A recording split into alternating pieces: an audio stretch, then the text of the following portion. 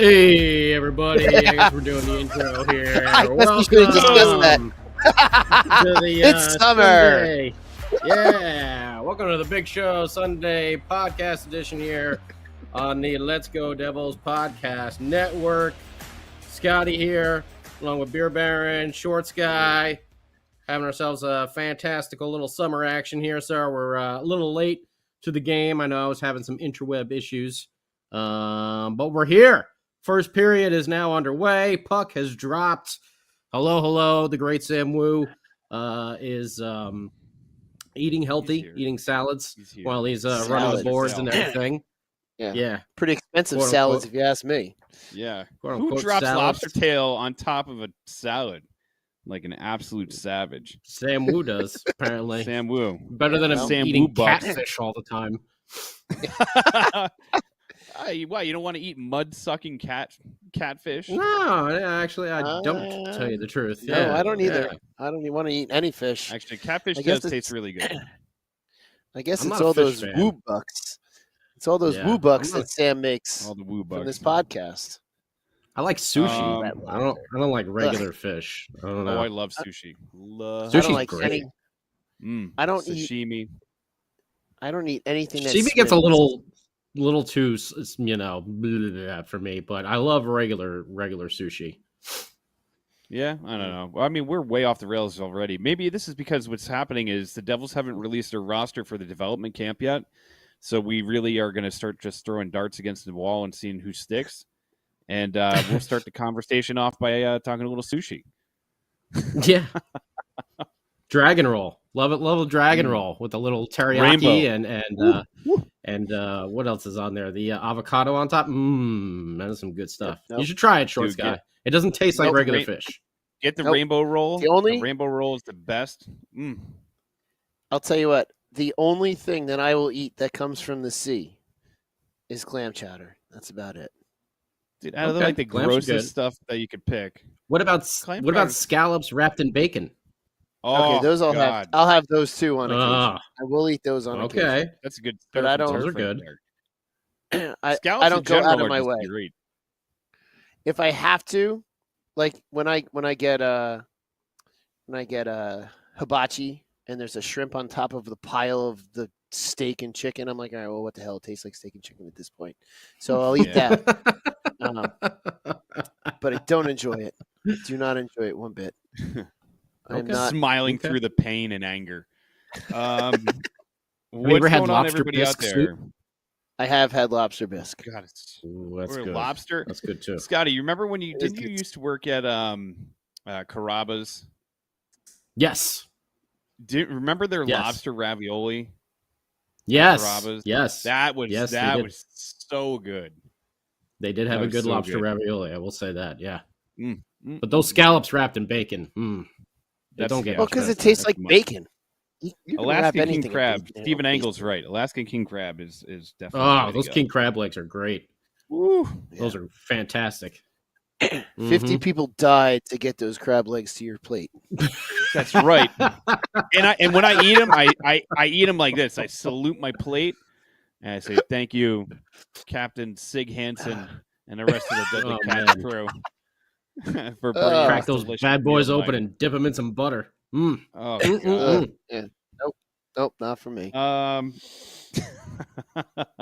So hey, in the world of hockey, Alex DeBrincat just got officially traded to the Detroit Red Wings. He's signing a 4-year extension for a little under around Jesper Bratt money, like 7.85, I think, or somewhere around that area, for 4 years with the Detroit Red Wings.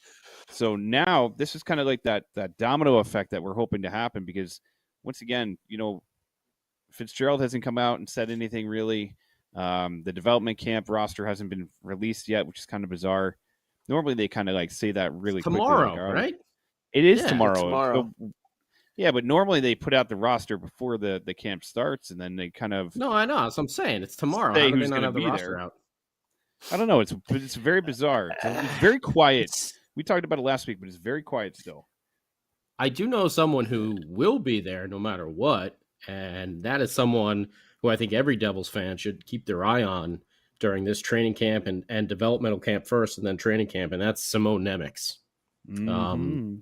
This That'll kid, be good to see. you know, I was looking at some analytics on him and stuff like that. I know Samu hates that, but some of his numbers from last year are just incredible. They're like tops since they've been keeping track of this stuff since like 2004. And some of the other defensemen that his numbers are compared to it's pretty impressive. It's pretty impressive. Now, of course, this is all, developmental, AHL, but this is an 18-year-old kid, playing at the AHL level.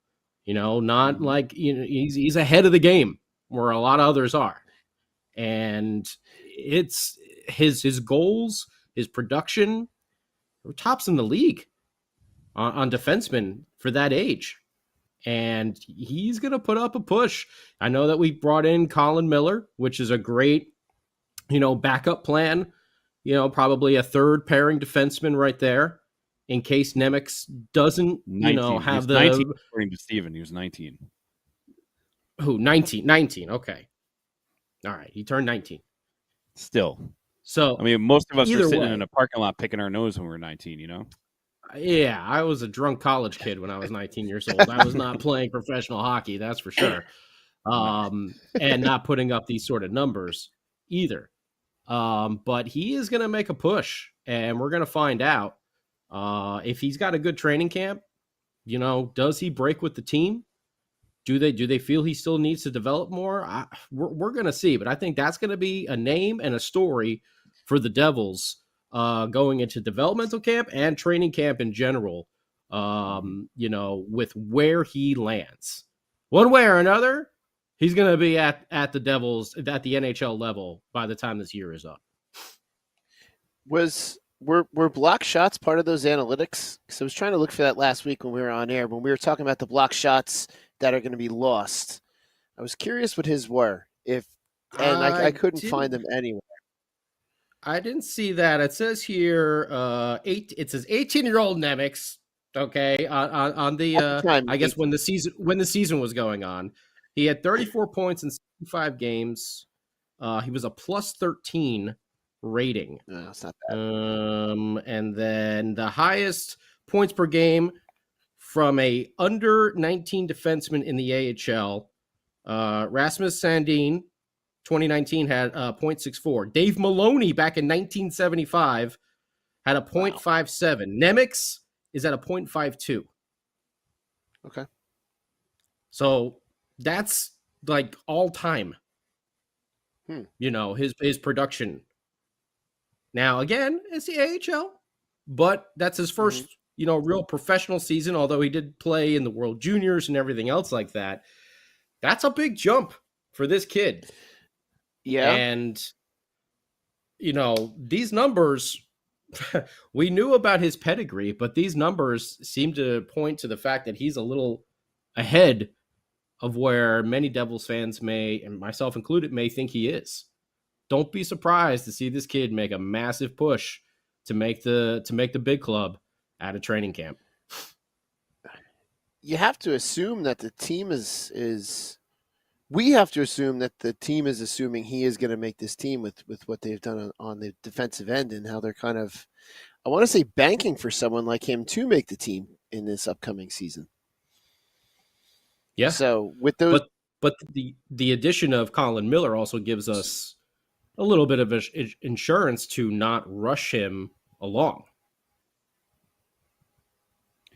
Well, that's the glorious thing. Oh, there he is. I'm back. It's the hottest weekend of the year, and I'm freezing like it's December.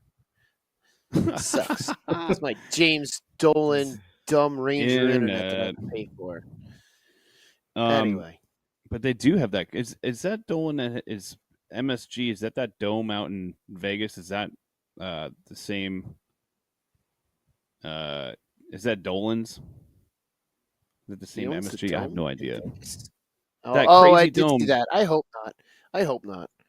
But he would waste his money on that and then probably have some kind of cameras all over the place to make sure that you can't go in if he doesn't like you.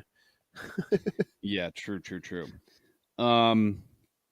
Yeah, dude. But so Nemec is a good player to watch. But there's also going to be some other guys that are going to be invited to the camp that are maybe not in the same class as Nemec and Hughes, as these young guys that are going to be.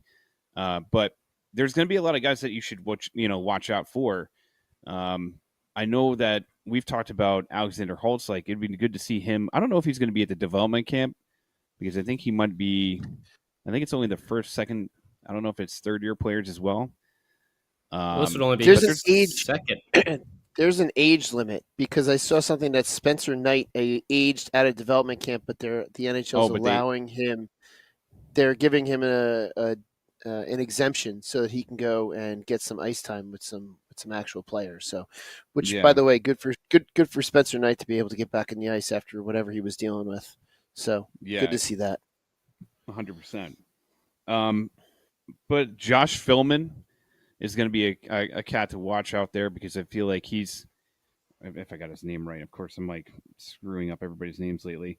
Is going to be somebody to watch out there. But this is what I find interesting: the fact that they haven't released the actual roster for tomorrow's week-long camp or whatever.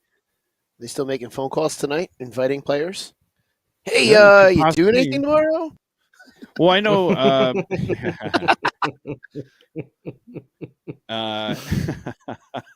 What you doing for the next week, eh? Short's guy's phone, his rings, and then he's out of here. Oh, he's frozen. See, he froze. The reason he froze is because he just got the call. He was going to development camp. Oh, no, he's back. Yeah. No. I would like to go to development camp instead of being on frozen internet, but they would have to give me an exemption because I believe I have aged out of development camp years ago. Just by a little. Just by a little. I'll be development camp e-bug. I'll go sit in the rink and watch development camp and just be an e-bug for the week. I'm good with that. Man, I'm trying to find these stats on Nemec, but I can't. I looked last week. No, I looked last week and it wasn't there. It was frustrating because it would have been a great piece to our conversation last week talking about the block shots that we lost, via free agency and trade, and to see if Nemec coming up into the NHL next year would give any kind of indication from the AHL stats of replacing some of those block shots. Because I think we got up to 80 of the 150 some block shots, correct? If I'm not mistaken, that's what we got to last week. So we're still searching for about 70 block shots. So if Nemec can block about 70 shots over the course of the season, I think we'll be okay. Yeah, I'm trying to find some stats on that. For some reason, the AHL, that's one of the stats they don't have, which is weird. I mean, I'm sure the teams have it. It just may not be a published stat. The teams have to have it because we kept that stat for the high school team I coached. We kept block shots. So the team has it. They probably just don't publish it to the public. Yeah, I'm looking at AHL.com. I mean, they got a bunch of, they got basically everything else. Site. 20 penalty minutes, 1 power play goal, 1 shorthanded goal, 2 game-winning goals, 138 shots, 8.7 shot percentage. It's got everything except the damn block shots. The one stat we want. If we didn't want block shots, it'd be there. Yeah, exactly. Come on, AHL.com. The hell's the matter with you? But he's going to be a very interesting story for the Devils. Much like on the offensive side, as Beerbrand was saying, Alexander Holtz. Mm-hmm. Can he push forward finally? He has to. He has no choice. Okay. He has no choice. Why do you say that? Because Holtz is in a position now where it's either I think this is the make or break year. Because he's got to be able to stay claimed to being in the NHL and actually sticking with the big club and staying on ice and actually getting decent minutes, and proving that, he belongs with the big team. I think he did enough in the AHL to prove that he's totally fine in the AHL. He's great. He's fantastic. He can put up numbers. He can produce. I think he was a point per game player last year in the AHL. Fantastic. But now that has to translate over to the NHL side. Otherwise, it's going to get to a point where when do you use him as a chip to trade for something else? Which, by the way, that might already be in the works. The whole like conversation about the Devils possibly making a trade for a goaltender is still something that's floating out there. So he could be on the move already, and we don't even know about it. Because that would be a good chip to send in a team's direction, especially Anaheim or someone like that. So if it happens, it happens. But I don't know. I feel like this is his season that he has to start to prove that he belongs in a big club, because you can only give him so much leash before you have to give up and move on. Season 3, correct? I think you're right. Yeah. I thought it was season 2, but this is season 3. Okay. So, yeah, I don't know. I'm not ready to give up on him just yet. Hopefully he doesn't turn into a who was that guy? Reed Boucher, who just never panned out to anything. Yeah. Bobby Butler. Remember Bobby Butler, who had that rocket shot, but he just shot it right into the goaltender's chest every single time? Like, it was like, come on, Bobby. That's the best kind of shot you can get. It's the best kind of shot you can get. And who were we talking about the other day? Old Jacob Josephson, who had like 2 years like playing every game and scored like a six combined goals or whatever. Yeah. John Quenneville. He didn't get as much time as Josephson did, I feel like. Josephson was out there for Josephson, dude, if he didn't get hurt as much, I think he would have been a decent player. He wasn't bad. He wasn't a bad NHLer. He just like was on, he would get hurt all the time. He was like glass jaw. He didn't have like that scoring touch though. He just couldn't put the puck in the net. He was good on like, face-offs and responsible on the ice, playing a full game, but yeah, that old goal scoring there didn't go so well. No. So Teddenby, man. Yeah, there's another one, Shane. Bergfors. Bergfors, yeah. That is another one. So I'm looking at development camp. It looks like you could be up to 24. 18 to 24 for development camp. But I'm curious if there's a limit to what you played in the NHL for Spencer Knight to be not eligible for his. So that would mean that Holtz could still be there tomorrow. You never know. I hope that they stream some of what goes on at the development camp so we have something to watch. I think that would be really fun to watch what they're doing and what some of those. Usually they do stream some of those games, some of those scrimmages from development camp. So I'm hoping that they one for season ticket out. I think season ticket people have get into one of the games or something like that. Yeah, they have the Black and Red Club have access to the game, and then also to like an autograph session afterwards. Okay. Are your parents going or no? Probably not. That's a good question. They don't get a chance to go to a lot of those things because my mom still works, so okay. They have a hard time going. Okay, so they're looking to get rid of those tickets, Beer Baron. I know a guy that has some free time. You know what? I'll ask him. All right, cool. It's actually, I'll send him a text right now. We ain't got nothing else going on right now, right? So, just looking at Holtz's stats from 21-22, he played 52 games with the Comets. He put up 51 points, 26 goals, 25 assists, 7 power play goals, 3 game winners, 1 shorthanded. And then last year he only played 14 games. Did he get? I can't now. Like my mind is blanking. Did he get injured last year? I guess he must have. I'm blanking on it right now. But he only played 14 games. He had 11 points, 6 goals, 5 assists.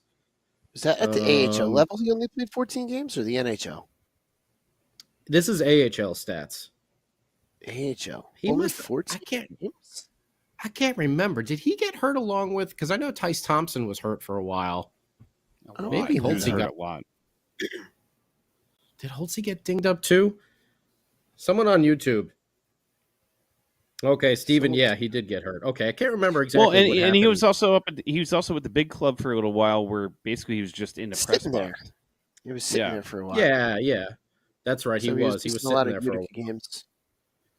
But still, 14 games, 11 points. That's not bad. He can do it at the AHL level. He just hasn't been able to transition that to the NHL level, and I think that's what the most frustrating thing about him is you see what he can do down there in Utica, or I guess technically up there in Utica because it's north of here.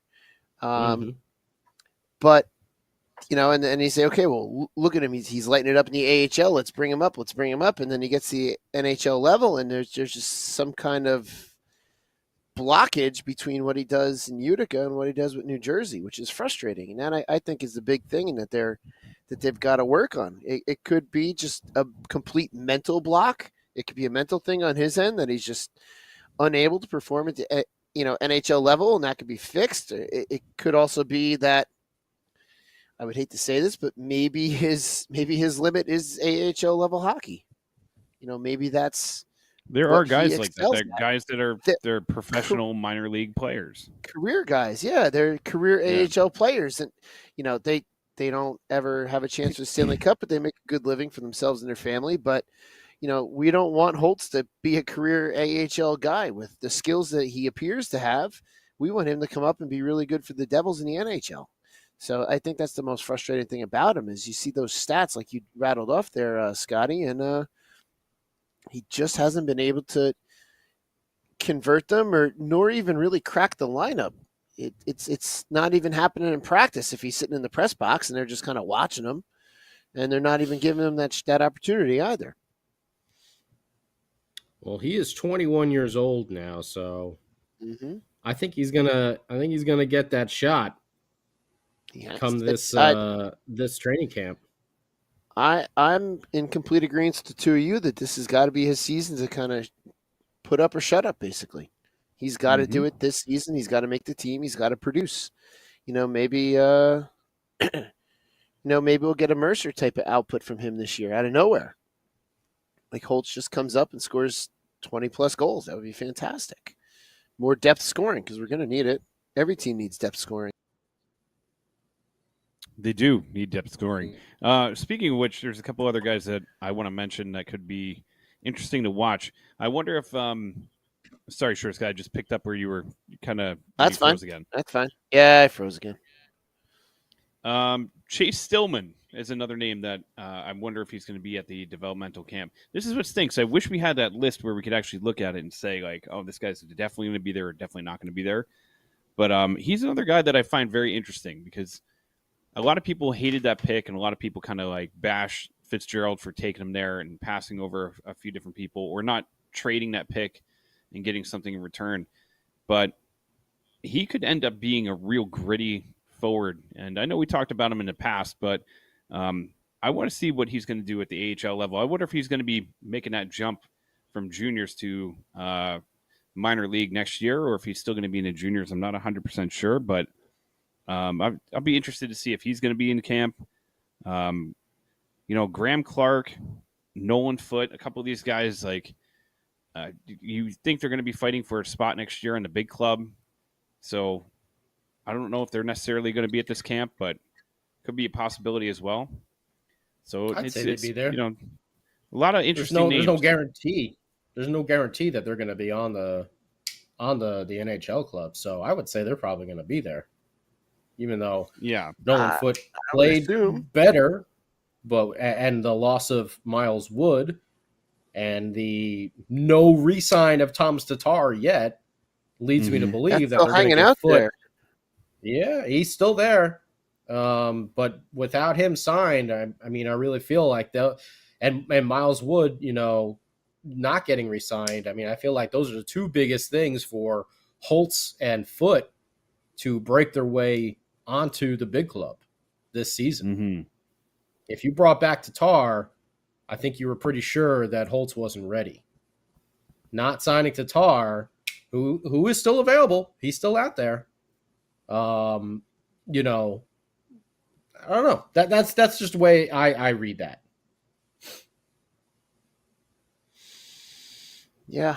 I completely forgot. I haven't even thought about free agency in a couple days, and the fact that Tatar is still out there, which means that Yep. either which I'm hoping means that there's something in the works, or no one's just interested in him right yet. So I think Tomas Tatar. I mean, someone I was reading an article about him somewhere, and I think really for him, it's just playoff performance.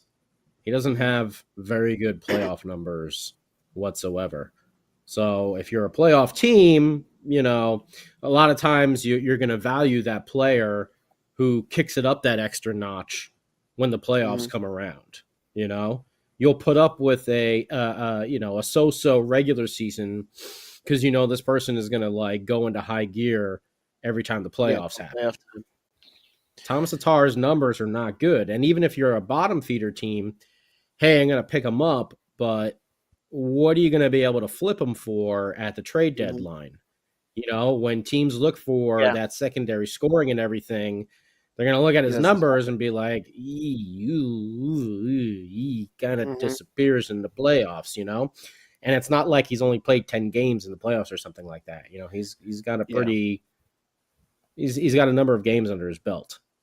So I think that's the big unfortunate, for him, downside with Tomas Tatar, and could be the reason why he's still not signed, especially by a team who, may not be contending for the cup this year. He's a great person that you can bring in, like he's been with the Devils, as like a big brother to this team. Maybe a different younger team out there that he can, be up there on that second line, maybe even some first line minutes here and there, as the younger guys are developing, and provide some of that leadership. But for right now, no one's taking a flyer at him. At 32, you got to assume that he's going to want to put himself in a position to win a cup soon, as well. You would think, instead of being the big brother again to help a bunch of young guys do well, and then your contract's up, and then you move along because that tends to be your role. So you got to assume that he's looking for a home with a team that has the possibility of winning, which could be us if we decide to bring him back. And, we may be that perfect spot for him.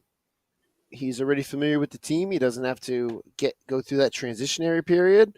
He works well with the team. The team knows how he performs. He's generally well liked by the fans. He's liked in the locker room. So, and the Devils are a team on the ascendancy. So you got to assume that he would like to stay here just because of those things and his age as well. Yeah, but he's not here yet. So that again points to, hey, this team is going to give Holtz an opportunity, or somebody else. Or someone else if they move into there. But I mean, Holtz is obviously the first person that's going to come to mind when you want someone, hey, which prospect of ours is going to be, a big time scorer. Holtz is obviously, that shot is, whether he can skate or not, his shot is unreal. Yeah. He's just got to get a little bit quicker in the legs. But we talked about it last week. But if you put him with a line that's not going to be blazing up and down, the ice, if you don't put him with Jack and you put him with a little bit of a slower line, like the Holla line or something like that, I think that would be beneficial for him. Somebody that's more of like going to be in a position to set him up to take that shot instead of him driving the play. You know what I mean? So you put him with that, Palat and Holla and Holtz line, I think would be a good line to have. And you just have two veteran players that could really help him out, and two guys that could really help him develop and put him in a good spot to possibly utilize his shot. And that's a lot of what he was successful with in Sweden when he was coming up as a kid. Him and hell's bells, who's the center for Detroit? Lucas Raymond. They were together in Sweden, and Raymond was the one who was basically like kind of all over the ice from the highlights, at least that I saw. And Holtz was just setting up almost like a la Ovechkin, just like in that circle, just waiting for a shot to come and then just On that rifle wing. it home. Yeah. Again, don't forget as well, ice surface bigger in Sweden than it is here in the States. So It you got is. a little bit more room to maneuver over there and kind of, get lost behind the defense. That's not going to happen as easily over here in the States with the smaller rink. But from the highlights I saw, that it was more like Holtz getting set up a lot of time. He wasn't, like Beer Baron just said, he wasn't the one driving the play. He was the one finishing it off, basically. So from what I'm saying, or for what I'm hearing from you, is that's going to be Samu's next hot take, that he heard from a source that Holtz is going to be the next Ovechkin in the NHL. And then just get completely just destroyed on Twitter for it.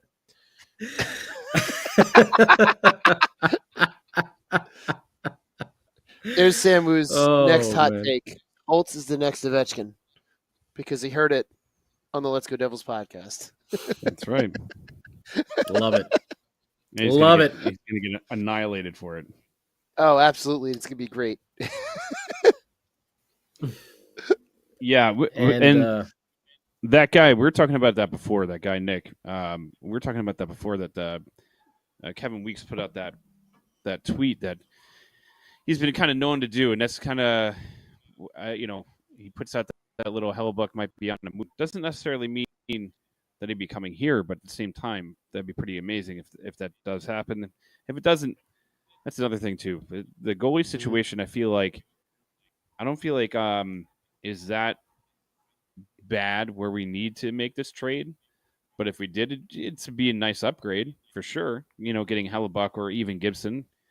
So if something does happen in that range, and it's weird because Fitzgerald has been kind of like hinting towards certain things, like looking for another winger, also looking for. Oh boy, that was quick. They already tweeted. Oh boy. Yep. Oh yeah. Oh Lord. Oh, here Look comes out. the hate. Here comes the hate. Oh, Sam Wu loves to stir that pot. I can't wait to the people that are just going to eviscerate him for no particular reason. You're such a moron with a moron take. You're such a moron. Blah, blah, blah, blah, blah. I'm gonna go mouth breathe. But Hellebuck is an interesting proposal, though. Again, welcome to Hellebuck. The thing that's yeah, I mean, I was on that, last year. Yes, you were. But really looking at what his price demands are and where we're at currently, and the young players that we have that we're going to need to sign in the future, that's a hefty price tag to be putting down over there. Well, if Fitzy can work something a la what he did with Timo, a little bit lower than everyone was kind of originally predicting, that might be something. But man, spending that $9-10 million a year on Hellebuck, and he's already 30 years old, looking for a long term. That's a tough commitment. It's a tough commitment. It really is. I've kind of heard this take on it too, that Lou Lamoriello kind of screwed Hellebuck out of that Vasi money by signing Sorokin for $8.5 million. Mm-hmm. And Sorokin's younger by 3 years and has $8.5 million. He set the bar with that contract there at $8.5 million. So it's not like Hellebuck can say, well, Sorokin got more. Sorokin got less than Vasi money, and Hellebuck is older than Sorokin. But again, Hellebuck can also say, well, look, here's my body of work. This is what I've done. But he's got my trophy collection. Yeah, well, he's got age and time fighting against him. So Sorokin can be like, I got that too. So yeah, it's I mean, that Vasi money, I don't think is coming his way. But someone's always willing to pay. Someone is always willing to pay what some of these players are asking for. So we'll see. I can't say never. Are you saying everyone's got a price like the $1 Million Man? I am saying everyone's got a price, and I'm saying there's always someone stupid enough to pay that price, because someone's always dumb enough to pay that price. Well, the good thing is, listen, Fitzgerald he'd be doesn't great, seem like but- he's. Yeah, he would be great, but it's like you said, at that kind of money, no, thank you. And you know, Yeah. I agree with Wyatt Horning. There you go, Wyatt Horning said Vanecek and Schmid all the way. Schmid will be a top 10 goalie by the end of the year. That's my hot take. There you go, Sam. You can put that one on Twitter too. Yeah, that'll calm the according fires. to source. Schmid will be better than Hellebuck next year. Hot take. Schmid will be better than Hellebuck. Yeah, Schmid will be better. There you go. Oh man! No, you know what though? Hey, listen, that's we should just have a podcast where we just come up with ridiculous hot takes for Sam Wu to tweet, like just the whole show. Well, we are in the off season. That is the kind. This is the time of year to do that kind of stuff. Absolutely, it is. And I'm sure that tweet is coming shortly. If anyone got any good ones, hit them up in the YouTube chat. All right, Sam Wu hot takes. Confirmed or unconfirmed, we take them all. Yeah. Well, Sam says he actually believes that Schmid is better. So there you go. Okay. Yeah. Hey, listen, Schmid, if he turns out into a top 10 goalie next year, we'd be ecstatic. Of course, that's what we want. It's what we've been waiting for, since Marty retired. But is Sam saying he doesn't believe Holtz is just as good as Ovechkin? What? Come on.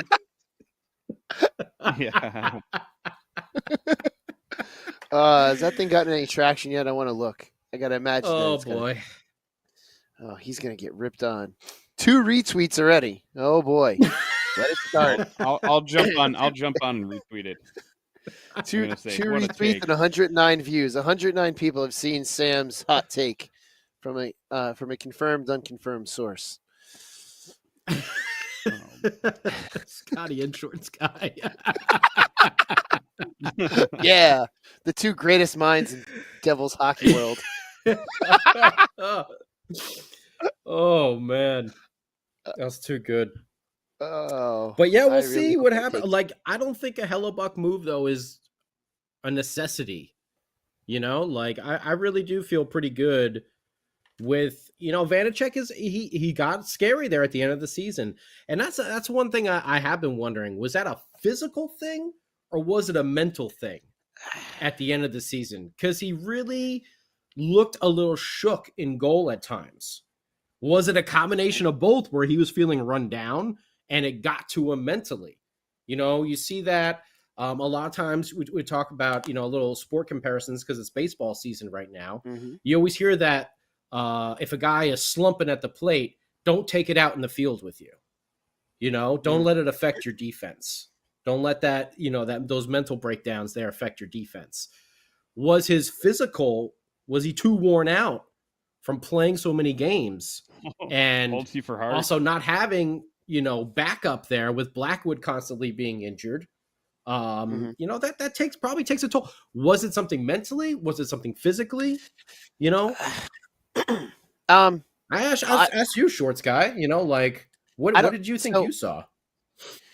I want to say it's probably a combination of both, because if you look at his regular season stats for his 3 seasons in the league, 37 games 2021, 42, which is very similar to 21-22, and 52 this past season. So this past season was his largest body of work career-wise. But his playoff record, it was exactly what happened the season before with Washington. He played 2 games, 1 win, 1 loss, and he never saw the net again. And his goals against for the playoffs are not good. 4.56 first year, 4.21, and 4.64 for us this year. So it's potentially a combination of a mental and a physical thing, because if you watch him when he plays in the regular season, he plays very well. He's a bit of a frantic goalie, but he is a Czech goalie, so he grew up watching Hasek, so that meant that he wanted to play that frantic style, which anyone growing up in the mid-90s that was playing a goalie, I do it myself at times. So he's not that calm, cool, collected guy like Schmid is. It's just how he grew up playing, which you can't blame him. He was watching the greatest goalie of all time. Toward the end of the season. Oh, there we go. I don't know where. I don't know where it cut Dramatic me off, pause. Yeah, I know. I mean, he you were looked talking tired about towards the end of his season. you were talking about right when goalies, grow up watching Hasek. Yeah, and they want to play like him because it's a fun style to play. But I'm sure it's a pretty frustrating thing to watch as a forward. But anyway, most people are agreeing with Sam on Twitter, by the way, except for one person Good. who said, "Keep Holtz's name out of your voodoo cursed mouth, please."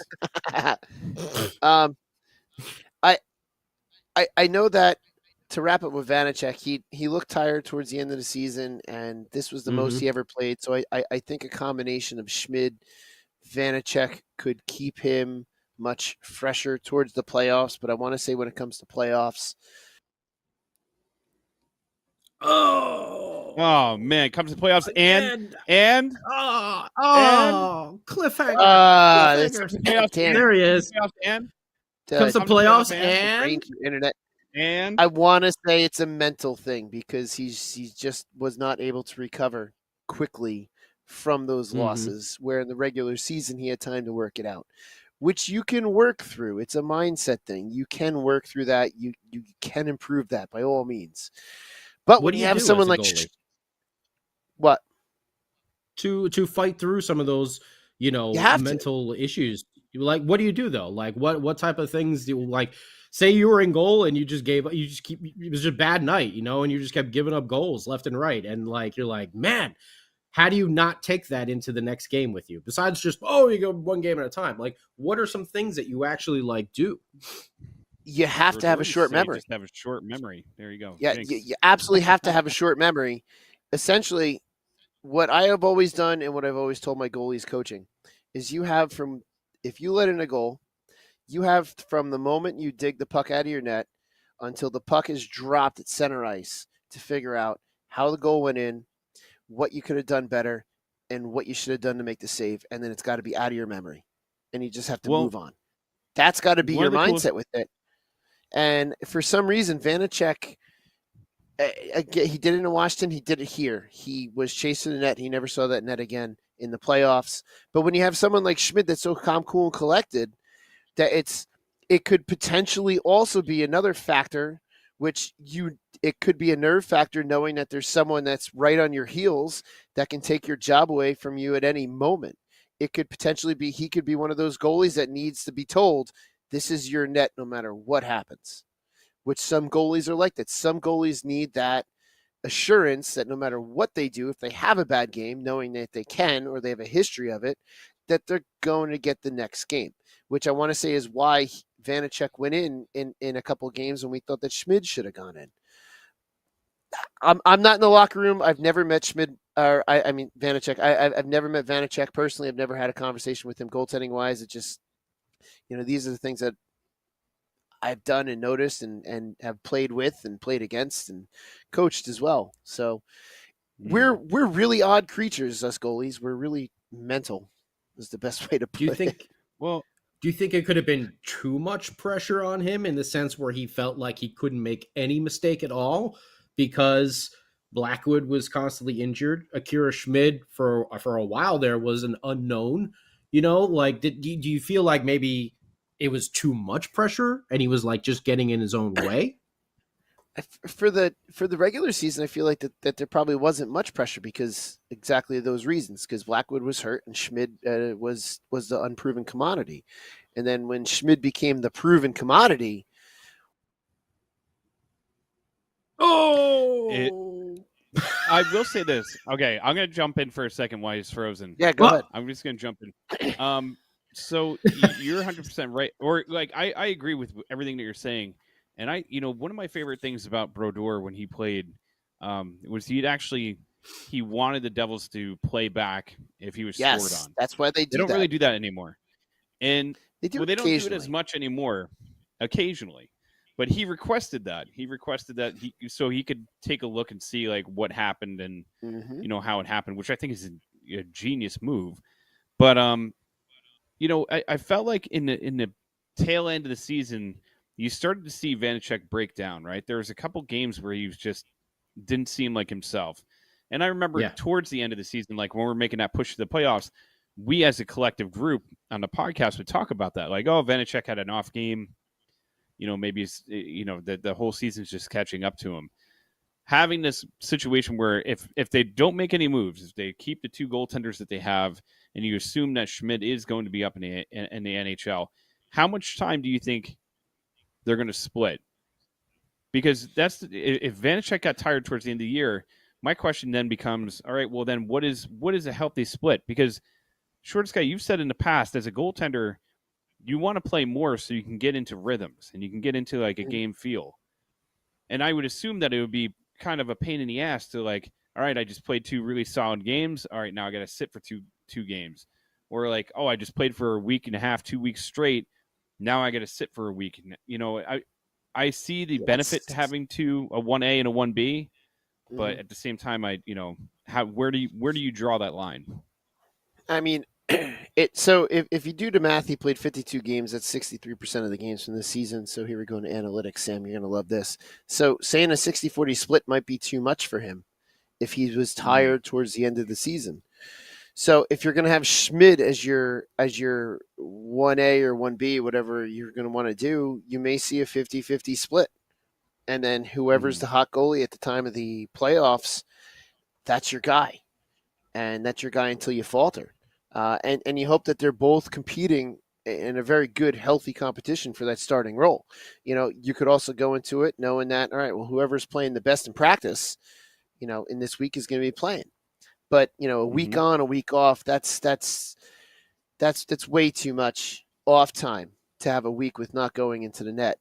So every 2 games, every other game, every 3 games, depending on how they do it. But, he played 63% of the games last year.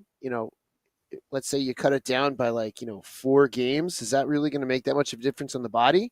Could. Maybe down the stretch, it's got to be more of a 50-50 split. But, you definitely want to get those reps in before the playoffs start. You don't want to go into the playoffs cold. You want to go into the playoffs with, feeling really good about your game. Maybe it's something that they just have to figure out and do that every other game. And then whoever's there at the end and is playing well and just have the guys compete. I mean, my hope is their relationship between Schmid and Vanecek is good to where they can have that good friendship and that healthy competition to push each other.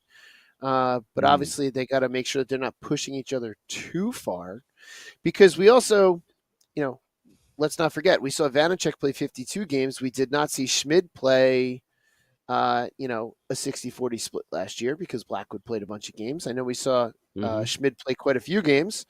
So we're potentially going to be seeing Schmid play the most games in his NHL career this coming season if they do some kind of a 50-50 split. And that could affect his play towards the end of the season too. So we're going to, the one thing we do know about Schmid is he was able to handle the up and down of being NHL, AHL, NHL, AHL frequently, which that to me is also another pretty good hallmark about him, saying that you throw him in any situation, he's going to succeed. Because that's a drop in play. And I do know this from my own experience. Maybe this is why I'm not in the NHL, but I'll tell you what, from my experience, dropping down a level is difficult to, can be difficult to adjust to. So that's another benefit to Schmid. So I want to say between these two goalies, we have a great problem. And if you want to call it a problem, I don't really see it as a problem, but this is a great problem that you have 2 really good goalies that you're just trying to manage their time. Maybe these guys, I mean, look what Boston did. The Swayman-Ullmark thing was great, but then you have to really make a decision. You have to make hard decisions come playoff time. I don't think Boston did that very successfully by putting Swayman in a Game 7 situation when he haven't played in a week and a half. That was dumb. Woo! By the way, thank you, Hey. our friend from over there in Switzerland, Mark. Hey, thanks, old Mark. super chat. Thank you, Mark. And he says, Yes, keep the thank you, cap Mark. raised for Mercer. He was one of the guys that I was thinking of. Yeah, when I but said the cap that is going about, up next year. How much? Okay, but the cap is going up next year, and you'll have a little bit more By how room much, next though? year to do that. By how It much? might be $4 million. A hell Might be $4 million. Hellebuck much? No, not Hellebuck much, but it might be $4 million next year. These are the guys, though. I mean, if you're signing Hellebuck for, he's going to want like 6 years or so. That's 6 years. Of that $9 million, sitting on that. Oof. Tough. No, 6 years for a goalie that's already 30. That's what he's going to look for. I mean, that's what they've been saying that he's looking for. That's, to me, Vasilevsky money for like 6 years. Yeah, that's a lot. That's crazy. And again, Sorokin getting less than Vasi money for, being a fantastic goaltender himself at 27 for 8 years. It's to me that's a hard sell on Hellebuck for 6 years, maybe 4. I could see 4 max. I'd be comfortable with. 3, I think, would be perfect. There's no way he would take 3, but I think 3 would be perfect for Hellebuck if he were to come to this team. But it would have to be for less than Vasi money. It would have to probably be near Sorokin money at 8.5, and probably have to get Winnipeg to.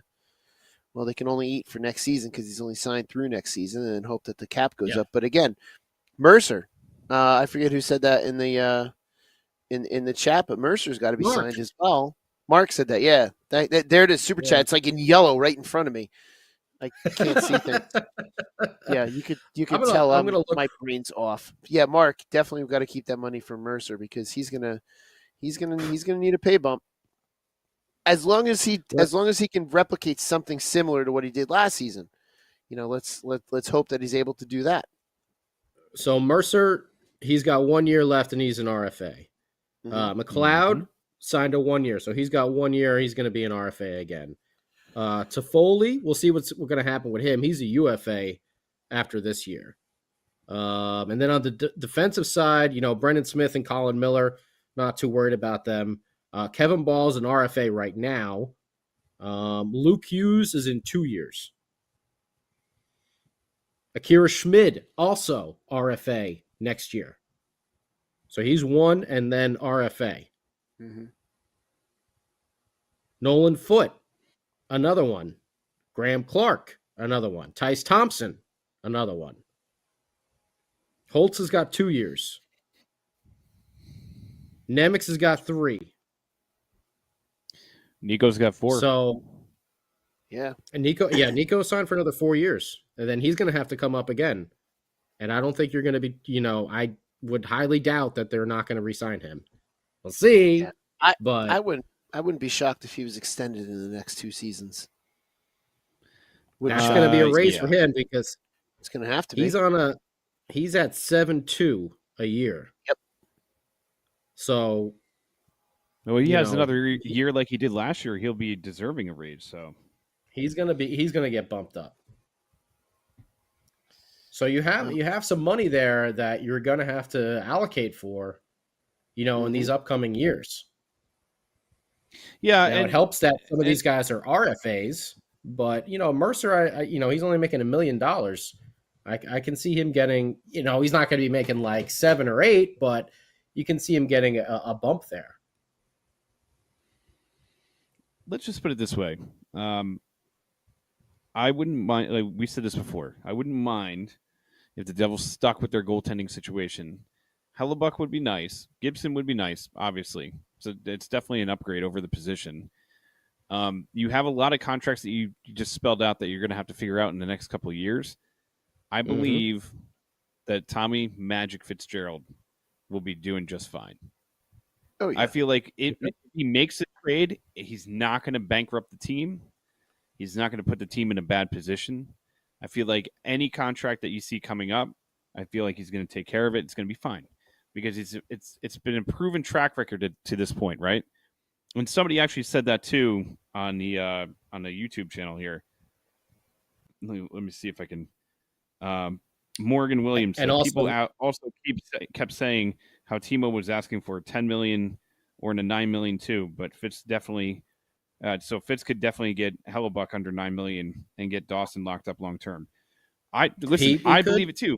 I'll put this just real quick, and then you can just a quick asterisk is we do get $2.3 back after next year with the Schneider and Kuokkanen cap hits gone. This is the last year for that. That's my quick asterisk. Go ahead. I thought Schneider was this year, and then it was like this year. Kuokkanen Yeah, and After this is the last season. So next season this we is the last season. season. have that space. So we get next 2.35 back from those two contracts. Yeah.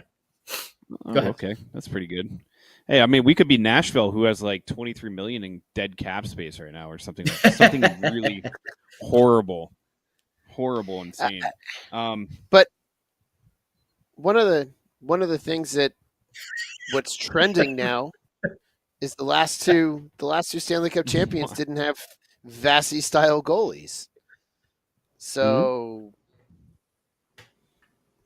I mean, Aiden Hill did really well, and he's no Vasi, he's no Hellebuck, but he just won a Stanley Cup. Yeah, and you make a very valid point there. It's just, extra security. If you, the way I look at it is, if this team had, I don't know, I want to say if they had better goaltending in that Carolina series, it would have been. I think they would have gone a little bit deeper into the playoffs, obviously, because that's what would happen. But I don't know. I can't say that definitively. It felt like they were just overmatched in that series, or just kind of worn out. But they're worn out, and Carolina was a very swarming team, and they pounced on us. But you saw Carolina ran out of steam against the Panthers a little bit, and they were a couple shots away from doing better in that series. But that type of play that Carolina plays kind of wears down, and I called it before the Devil Ranger series started. Whoever was going to win that series was going to lose round 2, because it's a huge emotional letdown playing your biggest rival in a playoff series, let alone going to 7 games. With a bunch of back and forth stuff. So it was inevitable. I hate to say, but it was inevitable that we were not going to do well in round 2. But I don't think we can pin it on the goaltenders, because the last game was an overtime game. So that's one shot. That's one shot away from us winning that game instead of Carolina. Mm-hmm. Yeah. Yeah. We all the whole team looked slow in that series after game. Yeah. They did. They looked injuries. There's a lot of injuries in that series too. Like Jack was definitely hurt. Yep. Dougie, we find out, was hurt. There's a lot of things that happened in that series, but I think it was a great learning experience for them, just to, hey, the playoffs are not just one round. Even if we are playing our arch rival, like, we got to be able to make it through 4 different rounds of this. And Schwartz guy, you're right. Like, I think they laid it all on the table there in that Ranger series. Went 7 games. It was very back and forth. They climbed out of a huge hole, after losing 2 at home, then going on the road and taking 2 there. It was a wild series. And for them emotionally, a lot of them, it being their really true, first time in the playoffs, I just think it got to them a little bit. But I think it's a wonderful learning experience for a young team to be able to put that in their back pocket. And next year and the following year and the year after that, because get ready, we are going to be a perennial playoff team, barring, massive injuries.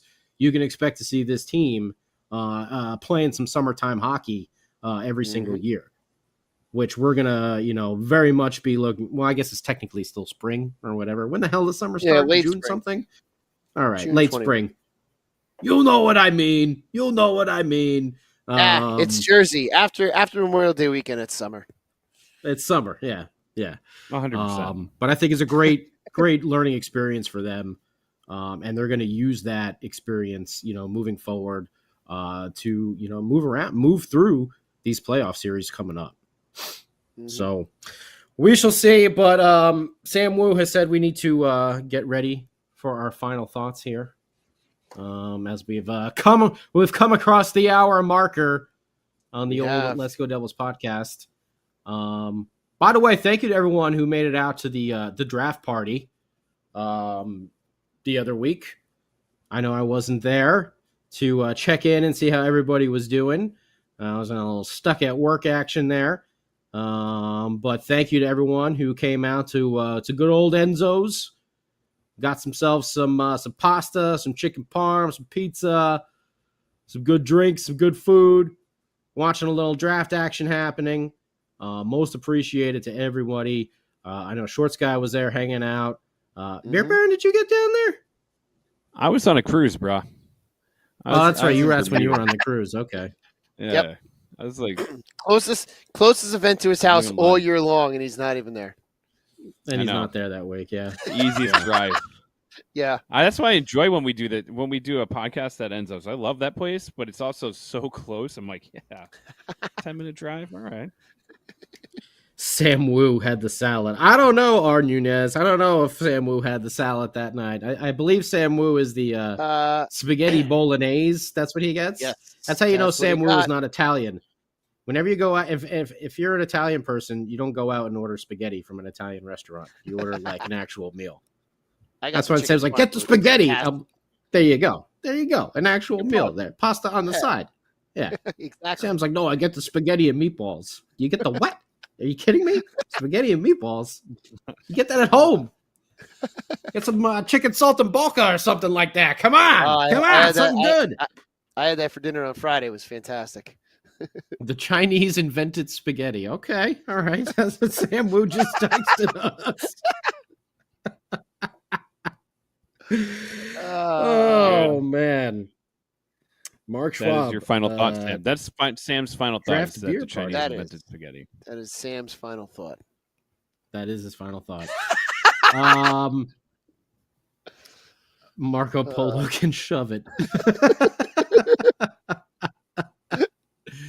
That Penny guy didn't know anything he was doing. No. So final thought, excited about developmental camp. Who the hell knows who's going to actually be in it? But yeah, pretty excited to see, some Devils action back on the ice again. It's been a couple months now and ready to get things, going. The Mets have picked it up a little bit here. So, okay, I've been feeling a little bit better about baseball season, but I've been dying for some hockey already, the way the Mets have been playing in the first half. So very excited to see some of these young kids out on the ice, what they can do, some flashy moves. And real quick, we'll say happy birthday to the legend over here, Mr. Bon Scott of AC/DC. He's no longer with us. Yeah, no longer with us, and then the drinking stuff going on there. But he did give us one of the Devils' most classic theme songs of Highway to Hell. So a very happy birthday out there to the Australian rocker, Bon Scott. Go ahead, Shorts Guy. All right. Mine's Before you freeze. yeah, seriously. I'm sure I'll freeze during this. Mine's gonna Oh my God, he actually did went. freeze. He actually did freeze. called it. You Called did it. freeze. Called There it. he is. Called it. You called it called it. right as it happened. Oh, here it is. I'm happy for developmental camp. It's going to be some hockey to watch with all hope. Maybe I'll make it there. Devils actual content for next Sunday, and that's all I'm going to say. Yeah, and Shorts Guy, I'll let you know. I reached out to my parents. They haven't gotten back to me yet. But Cool. yeah, dude, my final thought is excited to see who's going to be invited to camp. That, excited to hear anything out of the Devils. We've been very quiet lately, so going to be interesting the next couple of days. I feel like something's brewing, but who knows? We could be wrong. I like Kevin Weeks putting out that tweet because it kind of keeps my eyes open, my ears open. So if anything happens, you know where to tune in first, because Sam Wu will have a breaking report on And a any hot potential take. trades, moves, Mhm. and a hot take. That would be yeah. so hot. So hot. It'd be so hot. It's But yeah, wrong. man. So hot it's wrong. Sam Wu and his hot takes. It's like that movie guy. This summer, one man finds himself Wow. on Twitter being bashed Here by we go. everyone. Yeah, it's getting some, Is it getting It's good getting traction yet? yeah, five retweets, 4 quotes, 22 likes, and Oh 2,192 boy. views. This is going to Oh turn boy. into an S show. Bring it on. There you go. Well, we want to thank everyone for tuning in. Don't forget, any old episodes you've never seen or want to catch up on, you can on the YouTube channel, the Facebook page. We got a bunch of things happening this week, of course. Hockey on Tap. State of the Fan address on Wednesday. Hopefully, Sam will be along with some Woo reports throughout the week. Good.